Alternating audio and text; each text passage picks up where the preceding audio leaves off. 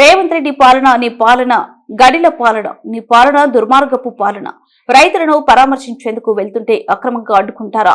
నిన్న సభలో మేము అరెస్టులు చేయము, మాది ప్రజాపాలన అని చెప్పి 24 గంటలు కాకముందే ఎమ్మెల్యేలను, ప్రజాప్రతినిధులను అరెస్ట్ చేస్తారా?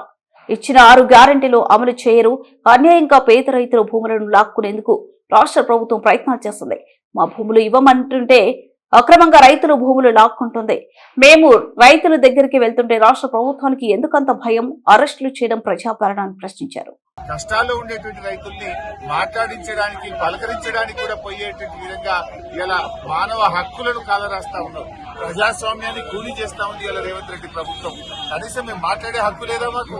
అక్కడ ఆ బాధతో గత కొన్ని వారాలుగా నిరాహార దీక్ష చేస్తున్న రైతులకు పరామర్శించడానికి, భరోసా ఇవ్వడానికి, ఒక ధైర్యం చెప్పడానికి కూడా వెళ్ళలేకుండా నడి రోడ్డు మీద ఇవాళ శాసనసభ్యులను, బీఆర్ఎస్ నాయకుల అరెస్టును తీవ్రంగా ఖండిస్తా ఉన్నాం.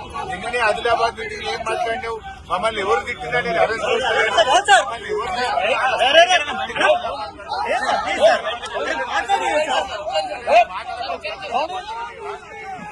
అరెస్ట్ చేయడం లేదని నువ్వే చెప్తావు. మేము ఏం తప్పు చేసామని